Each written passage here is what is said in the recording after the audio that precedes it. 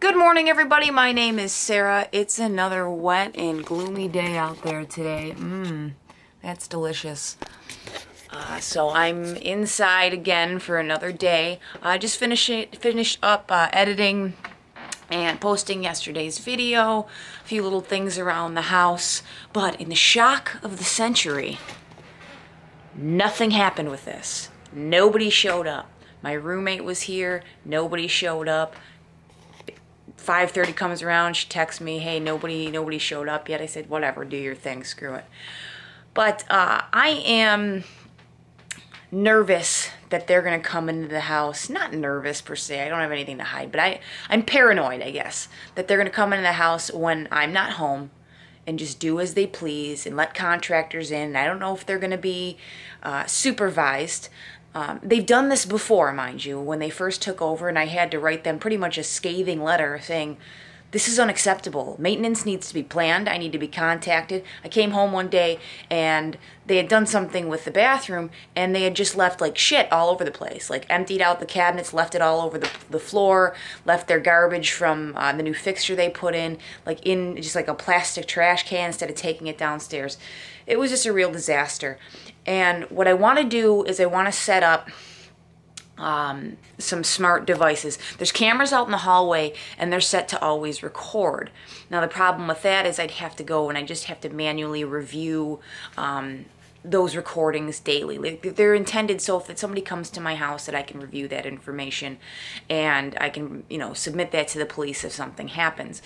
But I want to get some smart cameras, and I think I want to get a smart door sensor so that if somebody opens the door or somebody comes in front of the motion sensor, I'm alerted on my cell phone immediately. And then if it's not a time where maybe my roommate is coming in and out of the house, or I could text her like, hey, are you home? Well, no. Okay, somebody's in my house. I can review, I could watch the camera live and see what the hell is going on, because it's... I talked about the landlord situation at length. I'm not going to get into it again. But I'm looking at the Samsung Smart Things stuff. If you guys have any experience with smart home devices, if you have any suggestions that might be better than the Samsung Smart Things, the camera is like $120 or something. It's got day and night vision. The door sensor is like $30, and then I don't have the hub yet, and the hub's probably like another $80. But it's something I could take to my next place anyway. But if you guys have any other suggestions for home security and being alerted kind of if somebody comes into your house, let me know in the comments below, because I'm looking for a solution at this point to just kind of protect my interests and gather any kind of information and evidence I need to protect myself while I'm looking for another place to live. Unemployment television is on.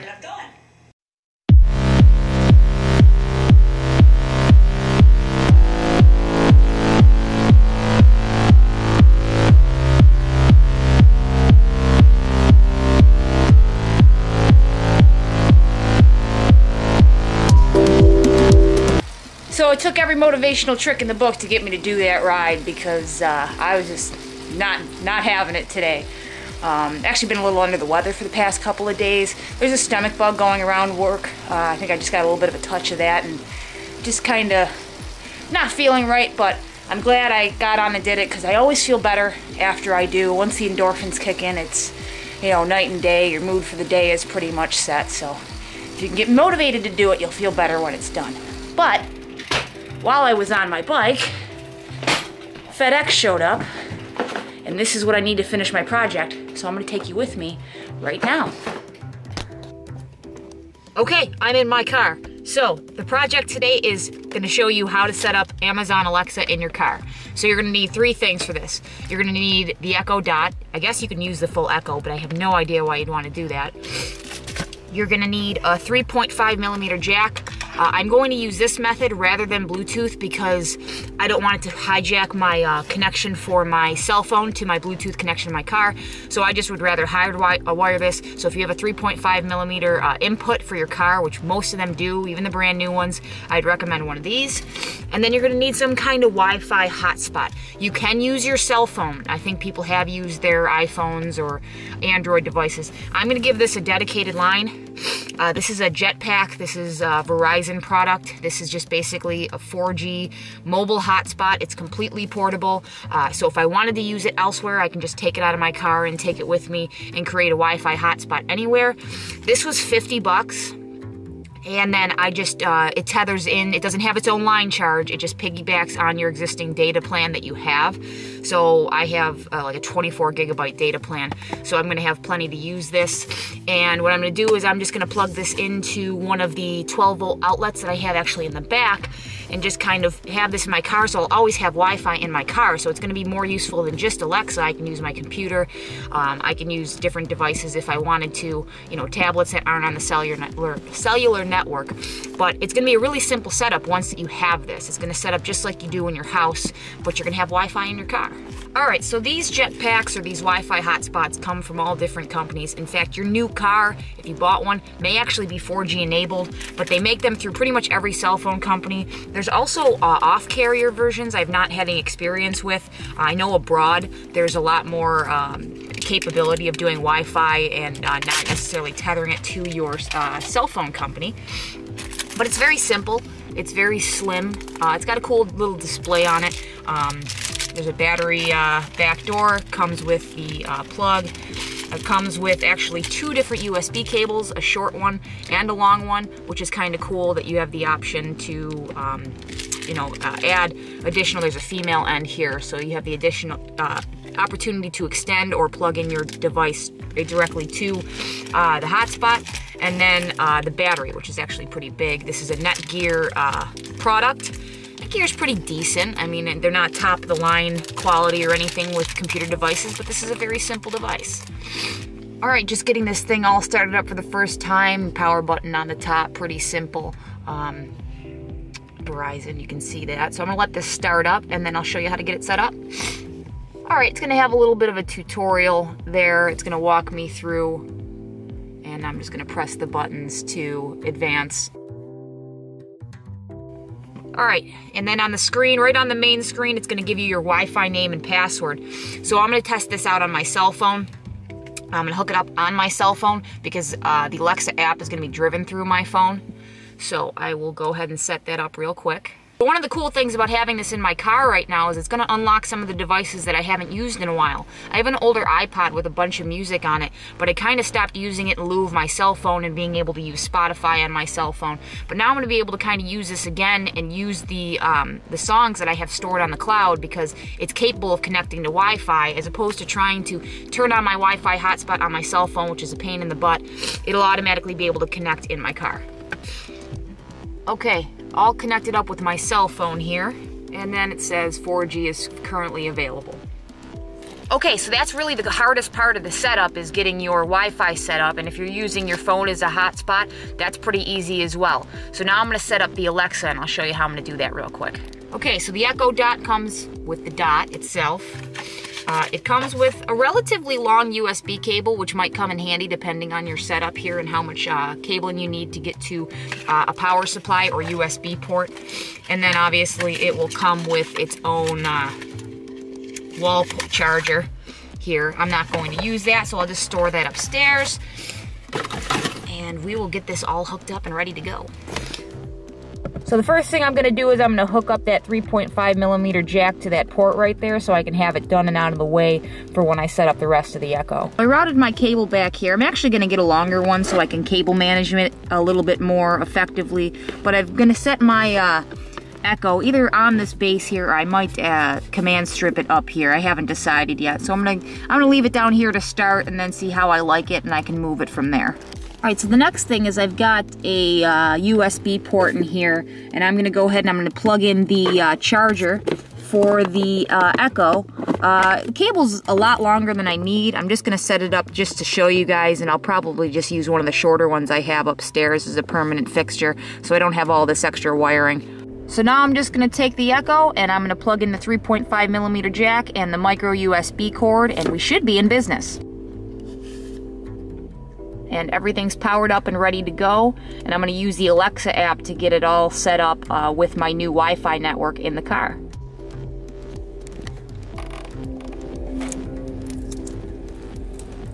Hello.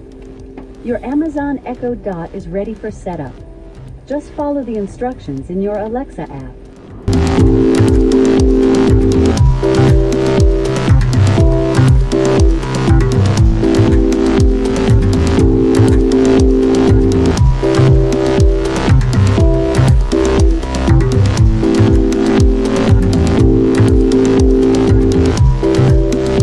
Alexa, play rock music. Here's a station for rock music, hard rock. So everything's working through the speakers, good to go. I'm gonna play around with it a little bit more. Alexa, stop. At any rate, that's how to set up Alexa in your car. I'm gonna get a shorter cable for the USB port, and I'm gonna get a longer 3.5 mil cable so that I can clean it up a little bit for aesthetic purposes, and I might play around with where I put it, maybe if I mount it with some Velcro or something elsewhere, but I'm gonna leave it there for a few days, see how I feel. So you might be wondering why the heck I'm gonna set up Alexa in my car. Well, the voice operations are pretty nice. I don't have that in my stereo right now. I know some stereos do have that availability, but instead of having to dig my phone out and get Spotify up, it's completely hands-free. I could say, Alexa, play rock music on Spotify. Rock is from Spotify. Alexa, stop. Another nice thing is if I forget to do this when I leave, I could say, Alexa, turn all lights off.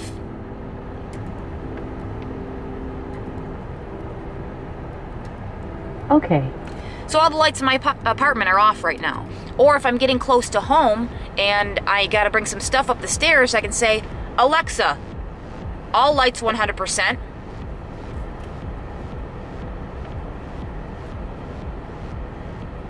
Okay.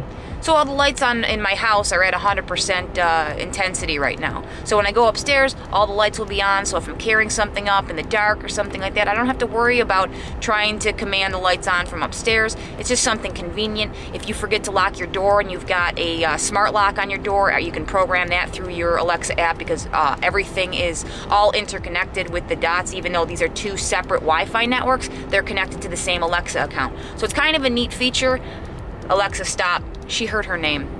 So the only thing I'm thinking is that I want to leave it in an area where I can see this to make sure that there's like a response. So when I say, Alexa, this blue light will come on. I kind of want to keep the dot in an area where I can just see that light go on. I don't have to necessarily see the whole thing, but I could either keep it there or maybe down by my knee under the dash. I don't necessarily want to put it completely inside the glove box or the center console here, because then you can't see it. It might muffle some of the sounds.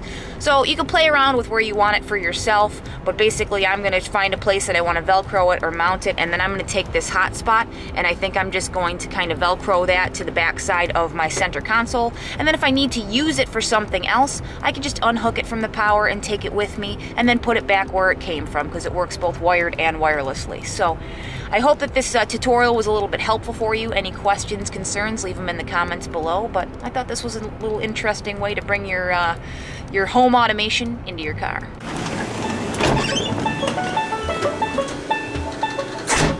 I gotta get that heavy-ass thing up the stairs.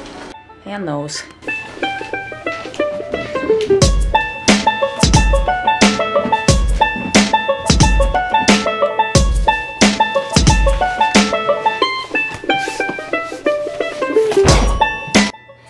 It doesn't say on the side of the box, but let's see how much this thing weighs just for the hell of it.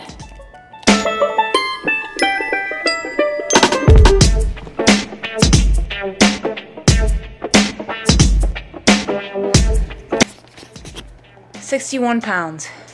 And the delivery guy couldn't even bring it halfway up the stairs. He left it actually outside. I had to bring it into the front foyer. So that's a project that I'm going to do this weekend. I just needed a new shelf for my bedroom. Kind of wanted something I could set my cameras on. The shelf I had in there was just beat to hell. So I bought that. I actually really liked it. I saw it on display actually at Target, and it was pretty sturdy. It's not a solid oak, it's a birch shelf, but it seems sturdy. I like the way that it looks, so I'm going to probably put that up when I have some free time this weekend. Alright, before I have to jump in the shower, let's find out what's in here.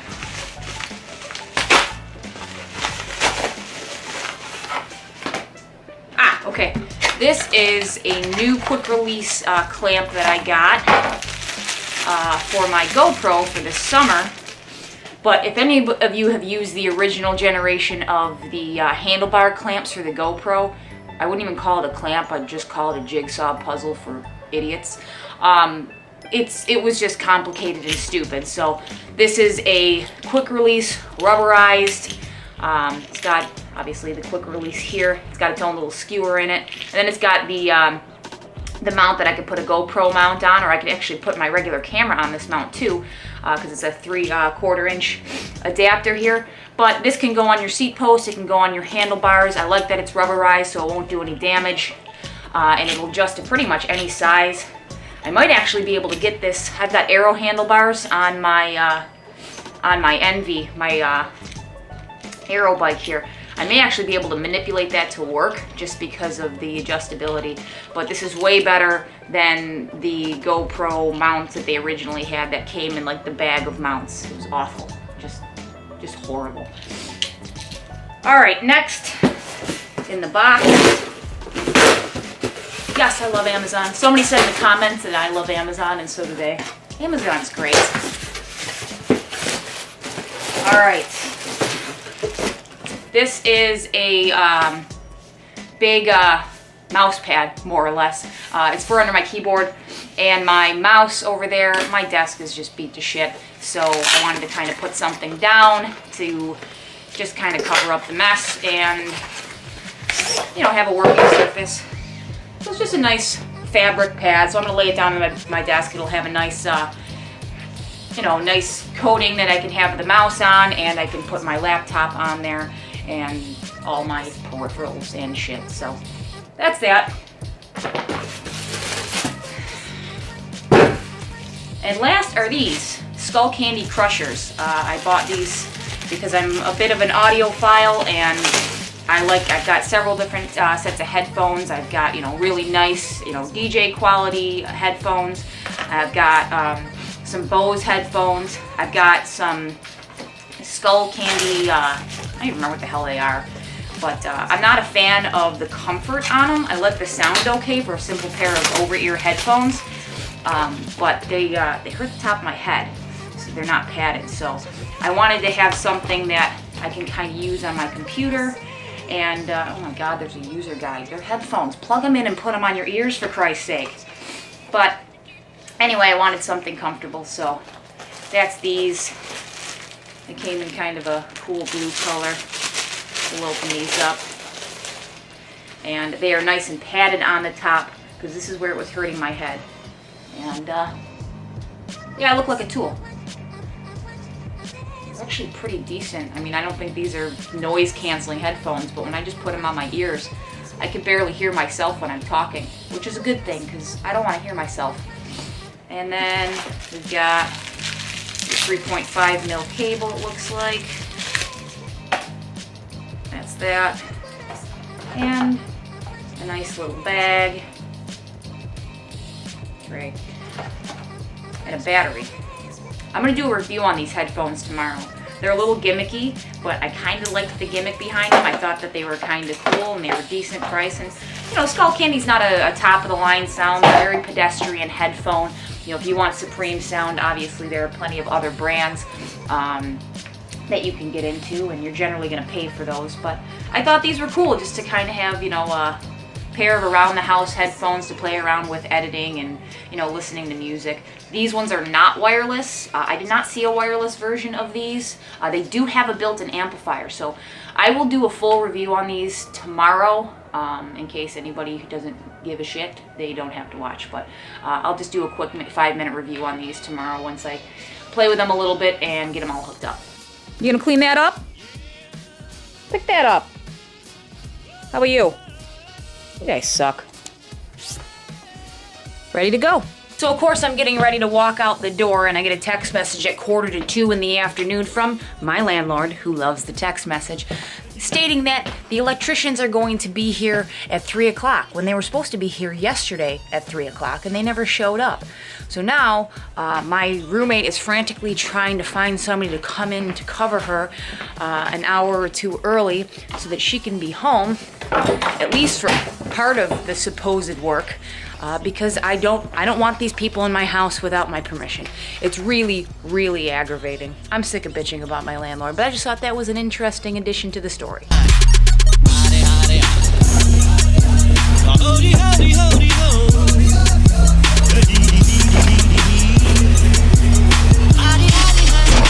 Okay, so most new cars don't supply power to the 12-volt sockets unless the car is powered on or in accessory mode. So it takes about 30 seconds for the Echo to wake up. But by the time I even pulled out of my driveway, she had booted up and ready to go. So I forgot to turn my lights off. So Alexa, turn off all the lights.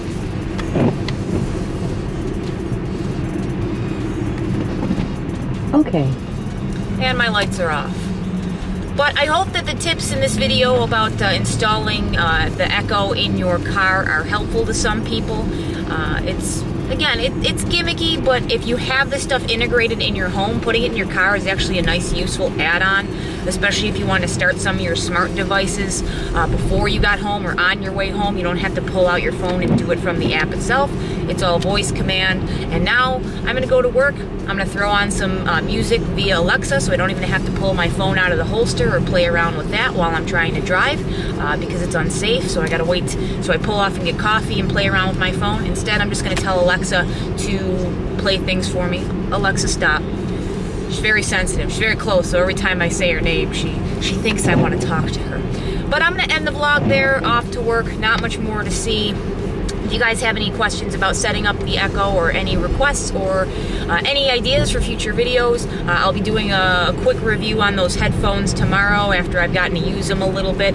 Let people know what I think as not a budget pair of headphones, but like a good pair of headphones under 100 bucks. So stay tuned for that if you're interested. And thank you guys so much for watching yet again. I appreciate everybody who comments and likes and watches these videos. I really do. I'm having a lot of fun. And I will catch you in the next one.